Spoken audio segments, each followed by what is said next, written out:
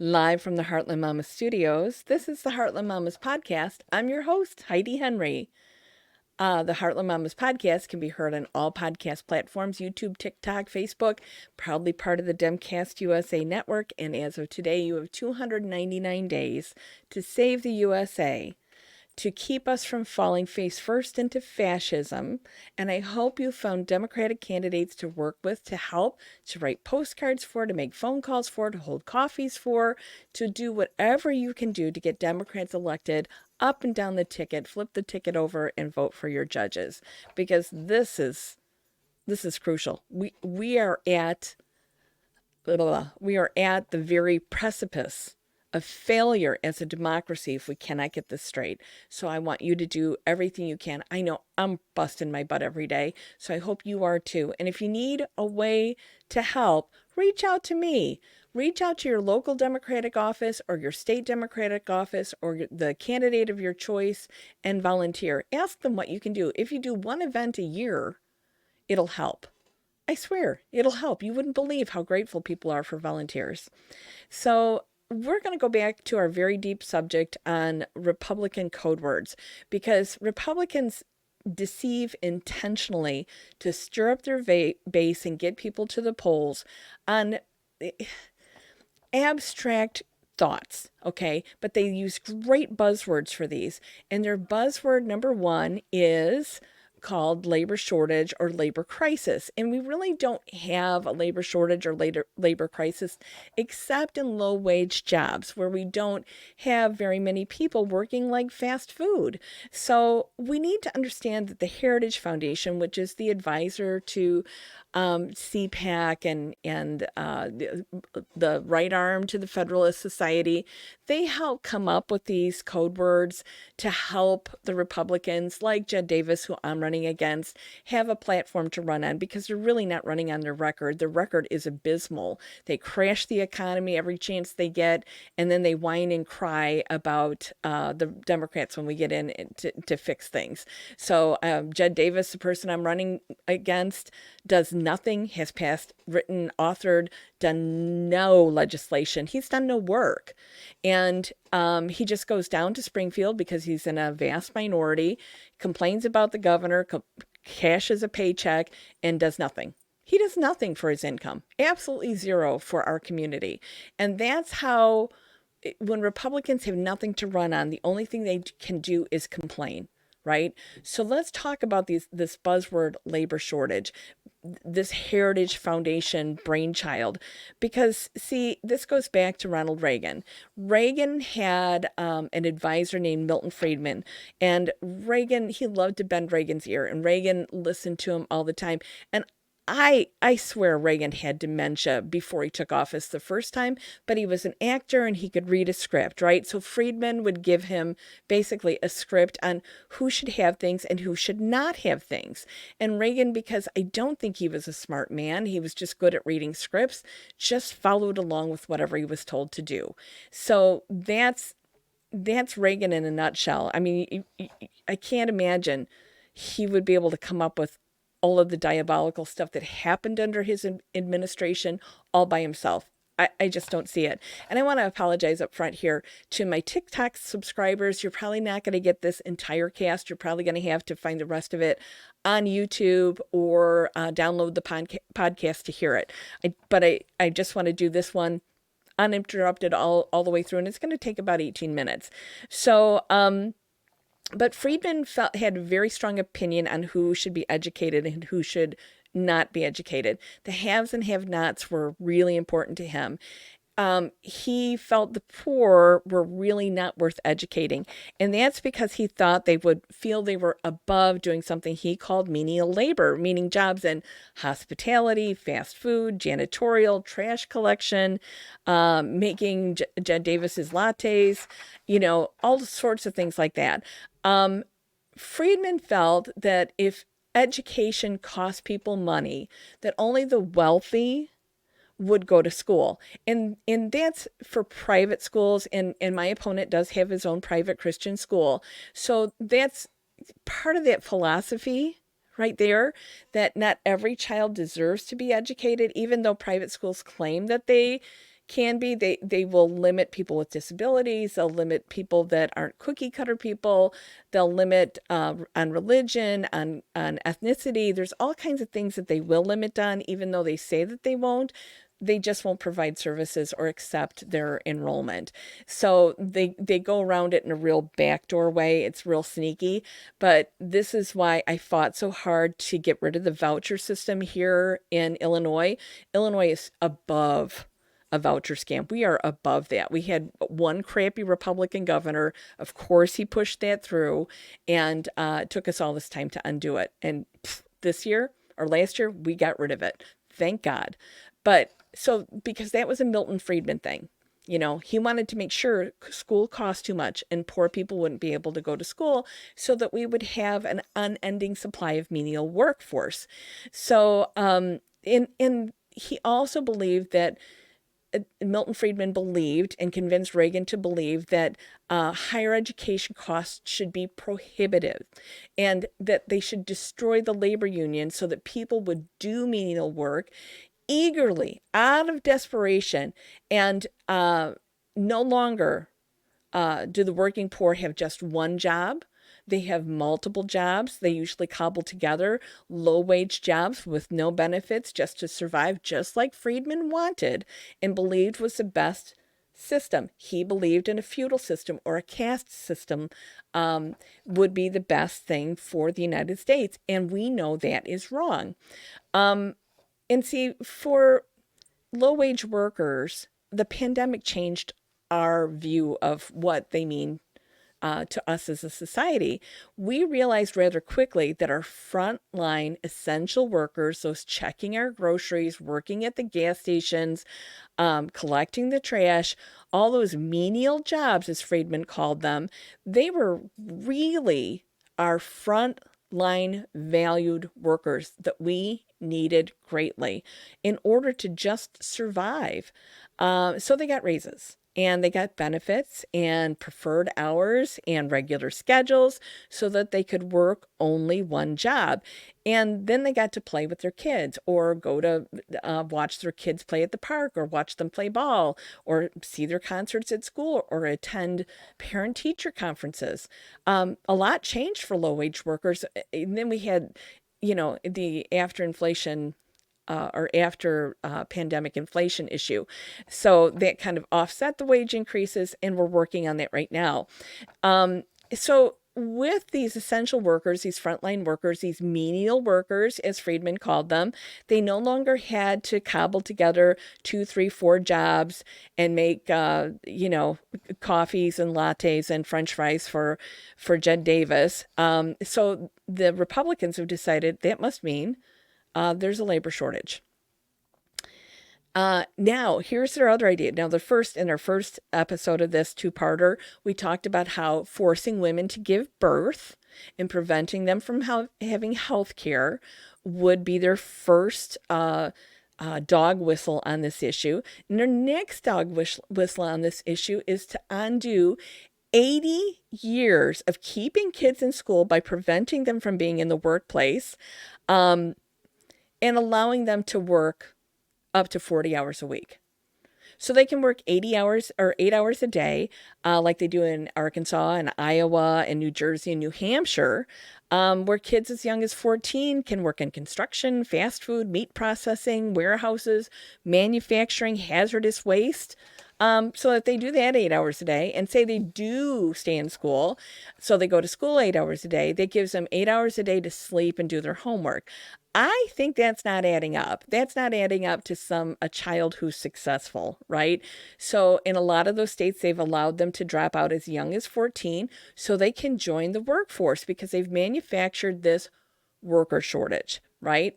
So, so they can drop out, and this creates a new labor force, and creates a pathway to permanent poverty. The caste system, these become the untouchables, like they refer to them in India.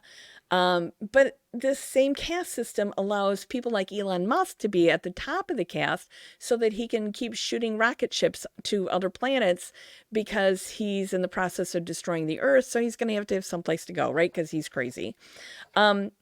And the whole thing is eventually this gives way to a feudal system, like in merry old England, of lords and ladies and ladies of the court and peasants. And that's what they want for our kids' future. Peasants. They want us to be peasants. See, the Republicans see our kids' future as one of servitude and subsistence. So just scraping by. They used to say the noble poor, and that's the dogma that was spoon-fed to my dad when he was raised during the Great Depression by the Republican Party. The Republican Party opposed FDR's New Deal. The New Deal was able to lift people out of poverty, to end the Great Depression, and put people into permanent prosperity through jobs, education, social safety nets like Social Security, labor unions, and forward thinking. So in order to make people refuse to take those services, refuse to take those jobs, they would tell them, well, it's noble to be poor. It's noble to be poor. I had to listen to that dogma from my dad all the time growing up. And listen, he was a very successful man. You know, he was an engineer. He was a pioneer in pollution control.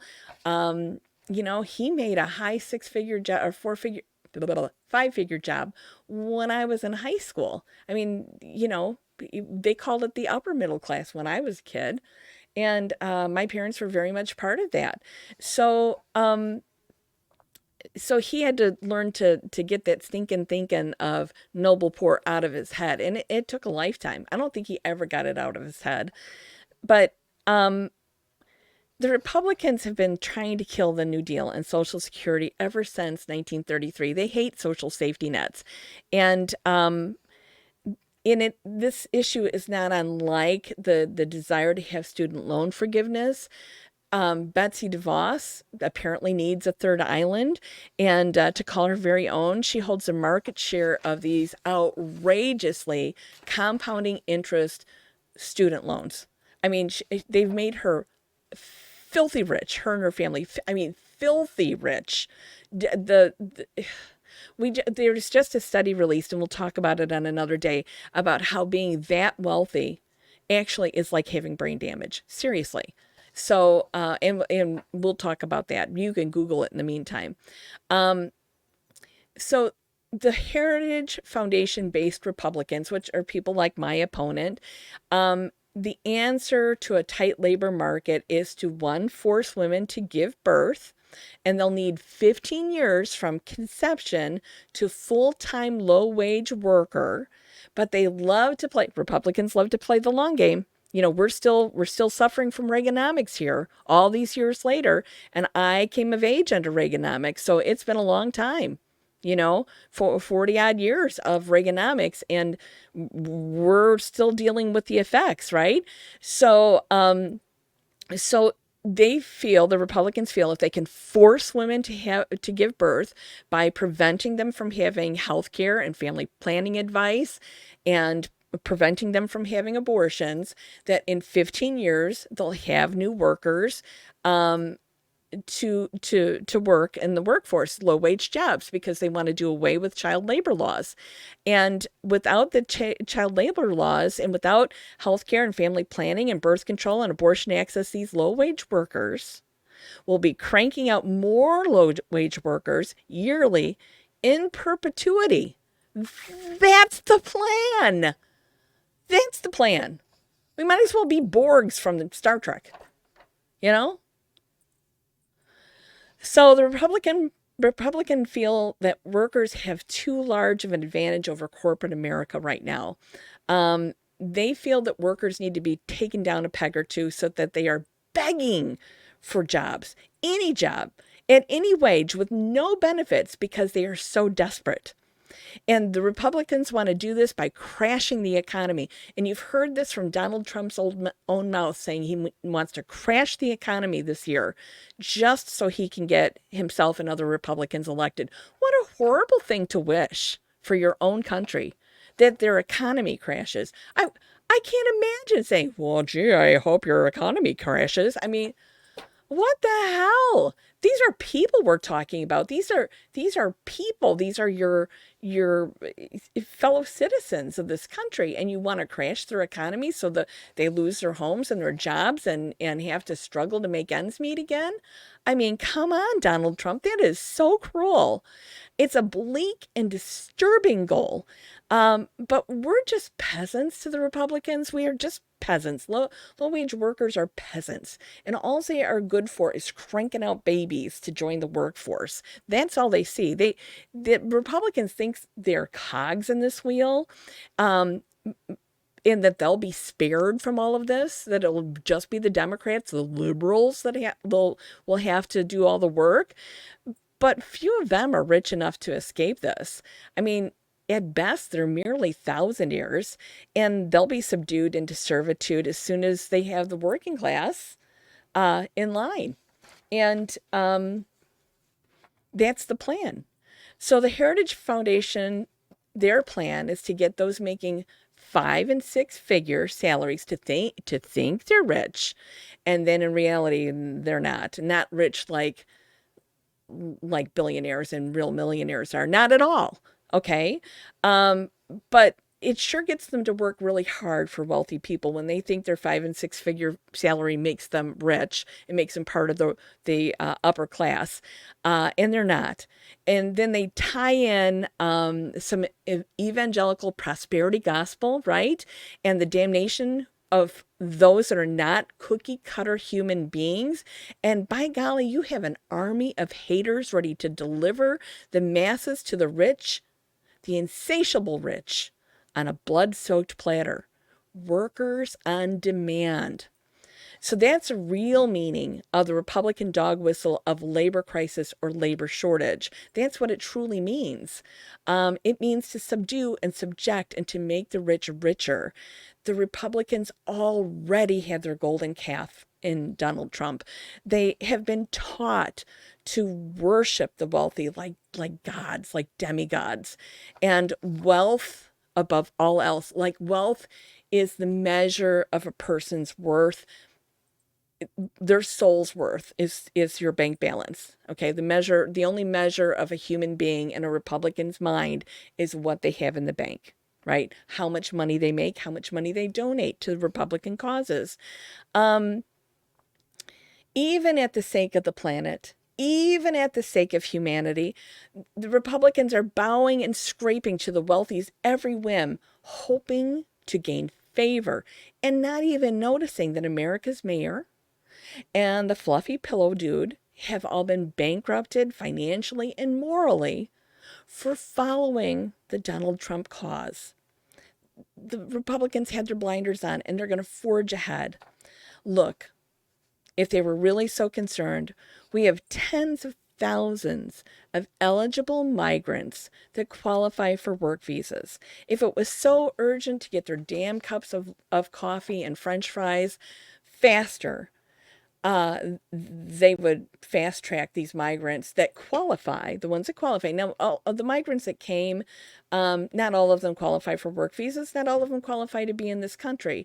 So that's something we got to get straightened out. But see, if they let them get work visa, that means brown people might work in their all-white community, and they could not accept that. The migrant crisis is another dog whistle that we'll be discussing this week.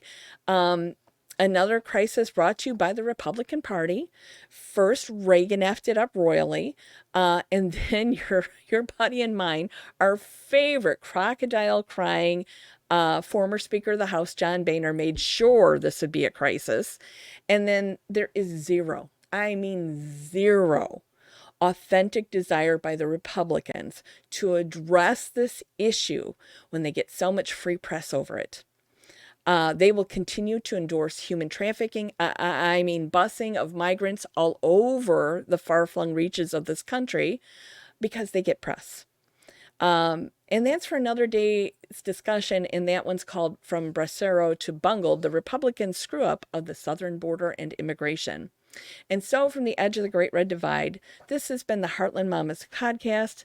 I'm your host, Heidi Henry. Remember to vote blue no matter who, because I'm telling you, the Republicans have come up with more dystopia than any dystopian novel you have ever read. So I want to bid you a good night. Take care. See you tomorrow.